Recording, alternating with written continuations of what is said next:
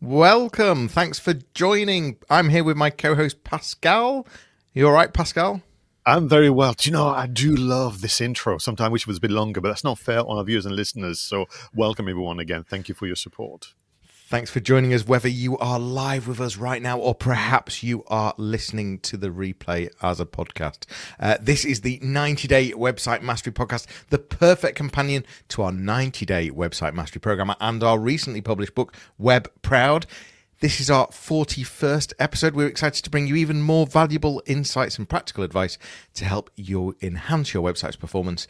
Join us as we explore strategies to make your website work harder for you, reigniting your pride in your online presence. We want you to feel proud of your website. It's as simple as that. We have 4 segments in each episode. We have the You Ask, We Answer. We have website stories. We have the website engine room. And of course, we finish with the website call to action in every episode, where we give you one change or adjustment that you should be making to your website right now as a website content creator or a website manager, perhaps a business owner. We want to help you feel proud of your website. So listen, let's get started with our first segment, the You Ask, We Answer.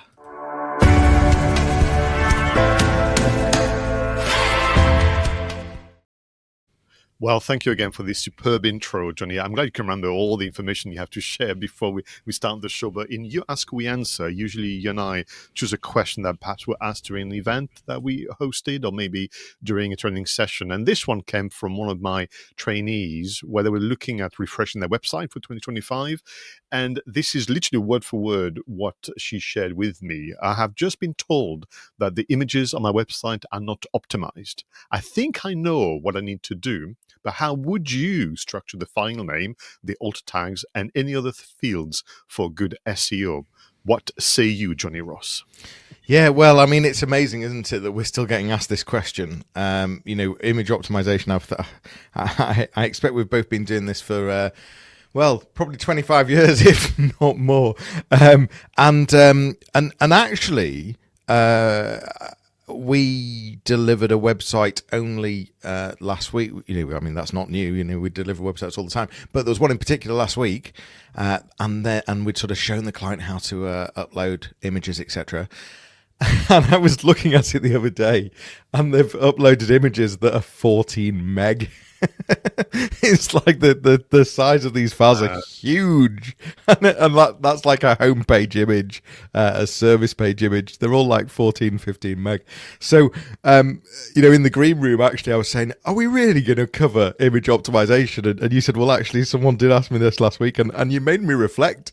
And I'm thinking, actually, I've got a client who's uploading 14 meg. If you're listening, by the way, I do apologize, but there we go. If I just jump in there, actually, what wouldn't they think that, you can upload 4K videos on YouTube, you can stream an entire trilogy on Netflix and so on within seconds. So I have some sympathy with it. And maybe actually what our clients are saying is that it is time for website to move on with the times a little bit. But for now, we're stuck with having to compress the file size of our images. You can tell us how you recommend people do so. And then in the case of my client, we had image1.jpg, image2.jpg, kind of all over the site, and of course, if you use the concept of the Google CV that you and I use during the workshops, you do want to name your photos or even videos, for that matter, PDFs and more correctly. So, over to you. What do you normally go through with your clients? Well, yeah, this was the point, that not only was the image size huge, but they were still the iStock number.jpg. So they'd bought these images, they downloaded the highest res possible, and they were named iStock 123 whatever it was .jpg. So yes, optimization, all about optimization. Listen, I mean, the obvious thing is if you want to get into Google Images, which does drive a huge amount of traffic, and all of this reflects on the website, and it helps give context to the website, helps Google understand more about what page is about. You need to really help Google understand what that image is about. Now, of course, it can look at the image using AI and understand the image, but let's help it with some keywords as well. Let's name the image. Let's make it relevant. Let's not stuff the keywords into that file name, but let's make it really relevant to that service page or the case study or the product page, whatever it might be. So it's all about, image compression, which we're going to talk about a bit later in the show anyway. But the main thing from an SEO point of view is naming it correctly and using alt tags. So that's alternative tags, so that when a screen reader is looking at the image, it can read out the alternative words to describe that image. So if you've got someone that's visually impaired looking at a website, they can get a description of the image instead of having to not be able to understand what that image is about, and that helps bring the context to the search engines as well. So good optimization, change the file names, use alt tags, and image compression. So I've got a bit of a formula to help my clients, and people can use, like an Excel spreadsheet. So the idea being, don't do it almost as you upload the image. Prep, if you have 10, 20, 30 images, just work through the file names and the alt tags in advance, and then you can just do a copy and paste on your CMS. So I tend to say minimum what you want to do to go full Google Images and be part of your Google CV. I'm particularly keen as well on the AI summaries as well, and people putting things on Pinterest and whatnot. I always say, the file name should include what is it and who is it from. So you can bring your brand name, your individual's name as well. So if you work on personal brand, we have a photo of you at an event. You could talk about, mention the event first and then mention your name. So what is it and who is it from is usually a bit of a formula that I use with my clients. I like it. I like that. That's very clever indeed. I'm busy saying sort of make it relevant, but as always, you've got a nice little format to follow, nice little template, and I like that a lot. So there's some good advice. So yeah, optimize your images from an SEO point of view. Think about, don't just upload them with the 123.jpg. Let's move on to our second segment, which is website stories.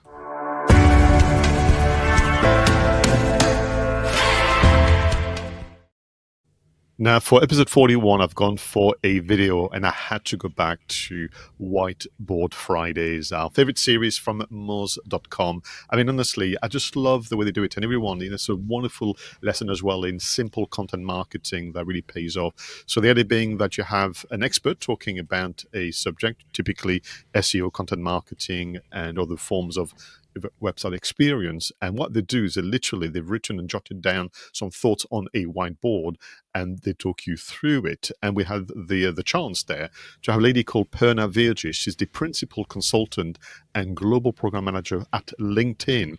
So what is interesting, Jonny, she's bringing her kind of lead generation, commercial aspects, personal branding into the world of SEO. And she put together a presentation called How to Create High Impact Content Using Backward Design.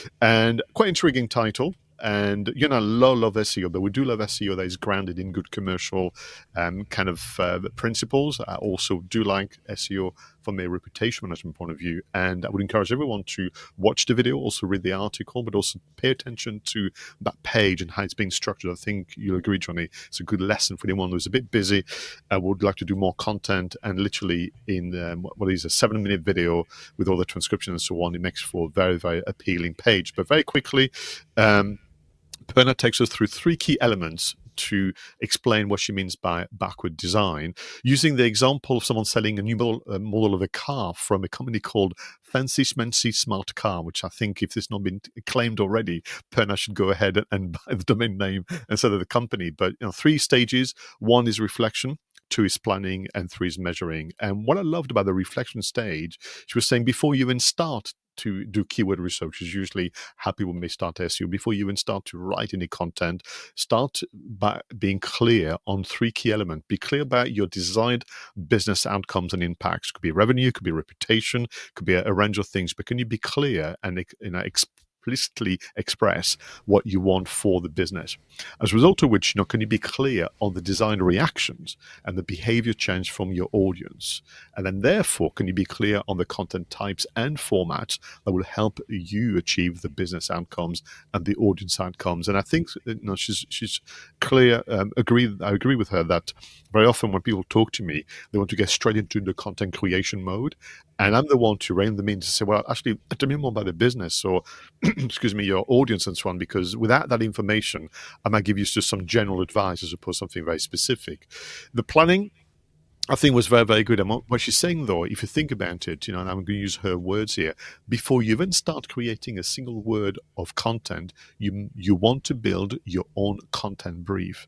Now, how many clients do you know, Jonny, that rush straight into content creation and do not write a brief? And what she's saying is a simple one-pager where you capture essentially what you want to achieve, what are the questions and so on. And I shall leave people to listen and read the article here. But this idea of a content brief before you even start your keyword research and content creation is very, very important. You're more likely then to achieve. And then with the measurements, I thought she had a lovely way to go about it. What she was saying is sometimes measurement is a bit too narrow, looking just at the results. And I think what she was saying is if you think about the wide range of business goals and outcomes, you may want to measure 4 different stages of that customer journey. So number 1, when you review the content marketing using the backward design, what was the reach? And can we learn some lessons from that? As a result of which, what did we get in terms of reactions, good, bad, and ugly? What was the response? And finally, what were the results? So she's looking at 4 different ways to measure impact, as opposed to just the end point, if you will, Jonny, of what did we get for it. Yeah, and do you know, I've actually heard Purna speak at an SEO conference. So she's always sharing good advice, and this is really good advice. So many times clients will write for the wrong reason. So it's, if you're writing for the search engines, if you're writing for voice search, or if you're writing for how to appear in AI, that's the wrong reason. You need to, always be focusing on whether it be the consumer, whether it be the business, whether it be whoever it is your target audience is, whoever your potential client, your potential customer, it always has to be written for them. And I love the idea of spinning this on its head and thinking, okay, what do you want them to be doing once they've read this? What are you hoping that they're going to get out of this? How are you going to leave them feeling? What are you going to, what are you going to leave them expecting or understanding once they've read this, once they've absorbed this, once they've engaged with it? Instead of right at the start of the funnel, which is, what keywords can we put in there? What title? So thinking about right at the end, I like the idea of spinning on its head and thinking, how do we want them to feel afterwards?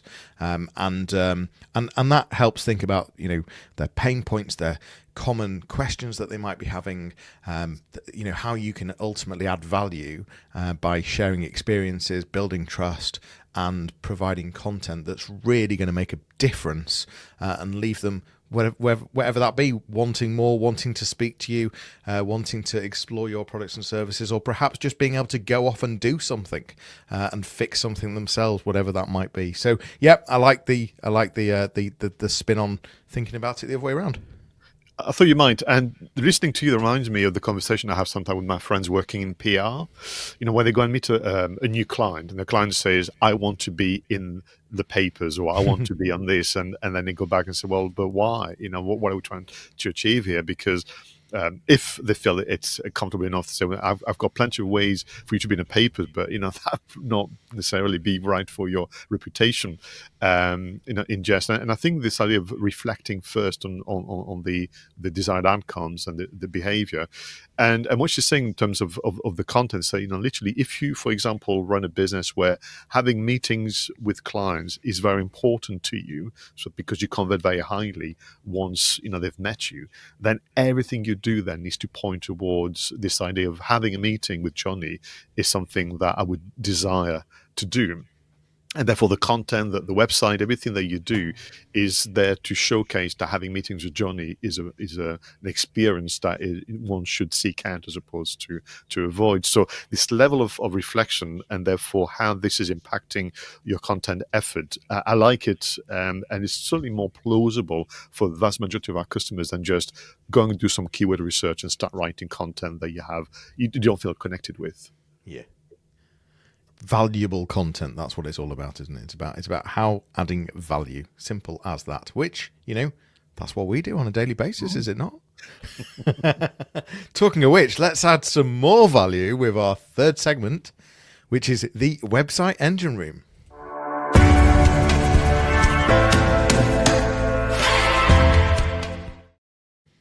Now, every time we get together, we select one app each, or solution, a software, piece of kit that can make life easier as a content creator and website manager. And what is your selection, Jonny Ross, for episode 41? Designify. I don't think we set out for this episode to be all about website images and search engine optimization and thinking about that content, but it just so happens how the sort of planets have aligned and the stars have aligned that a lot of it is about images. So Designify.com is a little tool, little app that you can turn any picture into something, well, quite awesome actually, having played and tried it. There's loads of image apps out there, and like I've said in many episodes, this is about finding the right thing for you and the right, depending on what you're trying to do on a particular day, depends on the right app that might be best for that particular thing that you're trying to do. And until you try these different apps, you don't know the right one to be using. There's a free version, and it's very fast. It, of course, uses some AI, and you literally just upload the image, and it can really do some clever things with that image very quickly. So have a play with it is what I'm trying to say. Designify.com, and gives you the ability to be able to batch edit as well, which is quite handy if you've got a number of images that you're trying to do something in particular to it all in one go. Thank you. I didn't know about that one, so I definitely will try it. Always looking for ways to make images have more impact. Well, from images to moving images, I've got actually one that I thought we had mentioned. So I did check the show notes for all 41 episodes, and I want to talk about Screencastify, so another product with an EFI at the end. And I found myself actually having to, I was responding to a client, and the email was getting a bit long, and I thought, I need to be clearer, and so I need to send a video message. And I said, well, what do I normally use? It's been a while. And I remembered Screencastify that can record your screen, can record your camera, webcam, or can combine the two. You have some element of editing. And now typically the scenario that I just mentioned was about sending a personal video message, but actually you could do all manner of video stories, tutorials, video case studies, or your own version of Whiteboard Friday. Using Screencastify, you can present some information, keep it short, keep it succinct, but it's a lovely way to add value, media interest and impact to your website by using a very simple tool you can download. They've got a free version, then you can go onto a payment plan if you want to record more. You can choose, again, size and all sort of things. So Screencastify for the video messages that can increase the impact of your website. Yeah, and it's very timely actually, because I've been using Dropbox Capture for probably, when it first came out, and I can't remember when that is, a good 2, 3, 4 years ago, and they've announced this week that they're discontinuing it in March. And I'm absolutely gutted, because it's something that I use literally on a hourly basis, never mind a daily basis. So very good timing, because I need to completely change the screen recording tool that I'm using. So I will be checking Screencastify out. So that's very helpful, Pascal. You must have known. Thank you. Thank you. So let's move on to our final segment, which is the website call to action.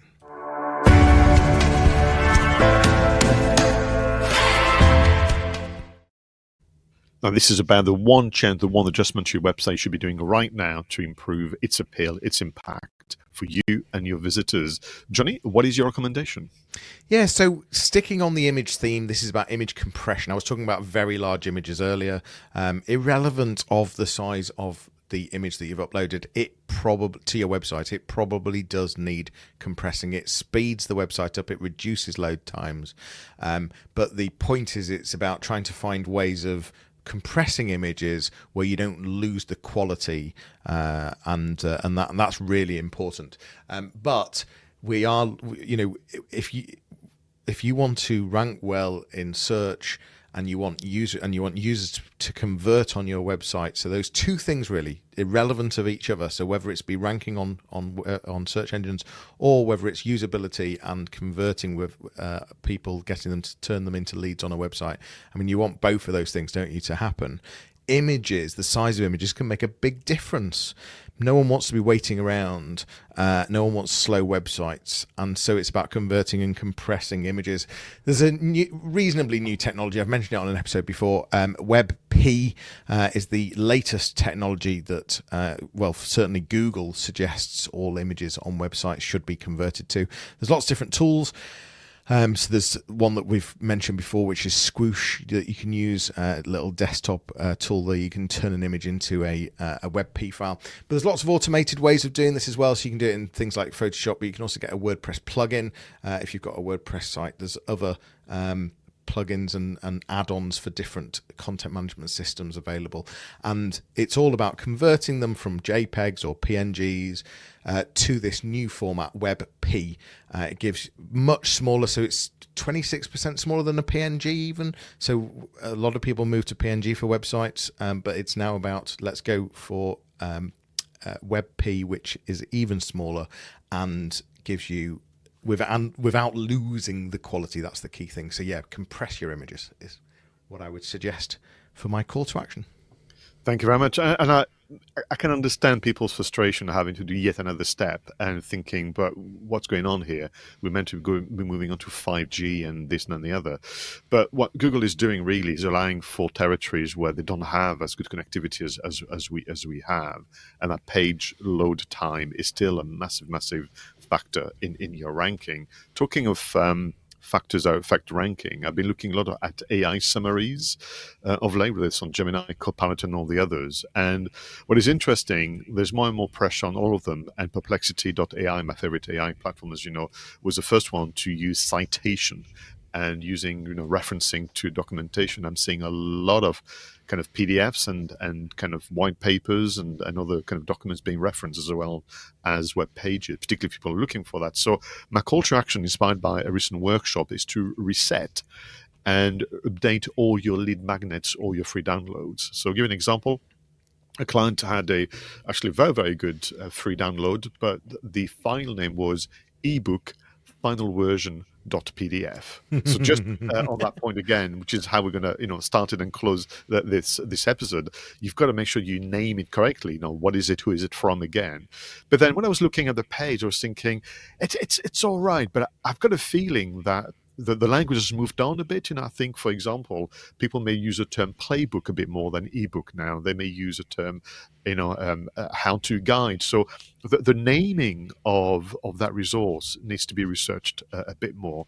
But also the copy on the landing page needs to be reflected upon. Is it clear enough? I mean, if, for example, you've uploaded this ebook 6-12 months ago, 2 years ago, 3 years ago, I can guarantee you things have moved on. So look at the copy again, look at the images that you've got, look at the call to action, and think about the language that you're using, and is it time for it to be updated? Do that, then reshare and re-promote that landing page, even with those who know it already, because they can pass it on to their pals, and you might just get more successes. But more importantly for me, the usefulness of that ebook for download, I want it to be listed in the AI summaries for you.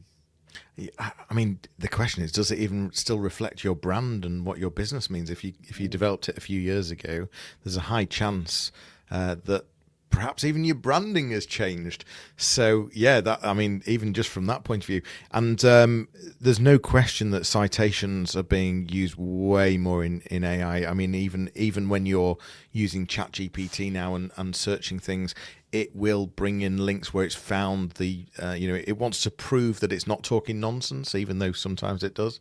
But it wants to continue proving that and give you the citations of where it's found this information. And Pascal's absolutely right that PDFs play a big part in this. So I love the idea. Why not go back, make sure they're evergreen, and re-promote, and gives you more social content and email content as well, doesn't it? Great idea. A packed episode, a lot about website images. I mean, we've covered really every angle of images, so how to make them look good, but also how to make sure that they're optimized from an SEO point of view, the file names and the alt tags, but also the size of the images, compressing them, and how you can use them and making them stand out and feature. We've covered, moving on to content. Images are content, but the written content and how to really change the lens on how you come up with content and thinking from the outcomes, the other side. What do you want the person to feel once they've engaged with that content, instead of the starting point, which typically is, right, we need an article to rank for X, Y, and Z. Let's just use those words and write something. Well, that's the wrong way of doing it, isn't it? So great advice there. A couple of great engine room apps that we talked about, which was the Screencastify.com for recording your screen, and the Designify for an AI-driven platform that simplifies photo editing. Compress your images and reset your lead magnets and free downloads. Another packed episode for episode 41, Pascal. Yeah, absolutely. And if I'm just quickly, we mentioned that I'm really liking the way Purna mentioned about the measurements, the reach, reactions, response, and results. And I think we need to also put out some pressure on ourselves as the expert, but also our clients, to kind of look at impact of campaigns more broadly than just, did we get more sales or did we get more hits on the website and that kind of things. And I think that was a lovely reminder on her part as well. Yeah, for sure. Listen, if you are listening, if you're watching, tell us what you would like to know. Are there any particular apps or pieces of kit that you've used that you think others would like to know more about? Perhaps you've got a question or an article that you've seen that we could use in our website stories. Please do get in touch. We'd love to hear from our listeners or watchers or our viewers. And spread the word. The more people that we can help, the better we feel as well. It's, this is why we do this. We like learning, but we also like sharing. We like sharing information. And so many times we're in a workshop, Pascal, are we not? And the questions we get asked, that's why we bring them to these podcasts. The questions that we get asked are, it feels like it's, well, you should know the answer to that. But actually, business owners are focused on their business. They're focused on their expertise, whatever that particular thing is. And all of this sort of digital marketing we take for granted. We know it inside out, but actually, there's no daft questions. Ask us the questions. That's what I'm trying to say. Yeah, and listen, I catch myself sometimes thinking, if the role was reversed, for example, I'm about to meet my accountant, and I honestly convinced my accountant must think, he must despair that he's been looking after me for decades. It must despair my lack of a recollection of what we discussed, but understanding of what he's telling me. So I get it, and that's, Jonny, you're right. That's what we're here for. That's what we love doing this series of short form content, which is most unlike us. And listen, for anyone, if you feel like you've covered some of the actions we've discussed, if you know already about some of the apps we mentioned, then do go on the official website. You're going to have fun with the action randomizer, and you will find as well a lot more tools in our top 50 selection of apps in a wonderful ebook. And of course, a link to the book Web Proud. That's it for episode 41 of the 90-Day Website Mastery Podcast, your audio companion to the 90-Day Website Mastery Program. For more information and to get all those resources we just talked about, visit 90daymarketingmastery.com. Go do it now. 90daymarketingmastery.com. Check us out. Check out the resources. Check out the links. You could even book a discovery call with either myself or Pascal. But that's it. Goodbye for now. We'll leave you with a fun video and audio montage to enjoy whilst you review your notes and action steps. We look forward to speaking to you soon, and make sure that you feel proud of your website. Take care. Bye-bye.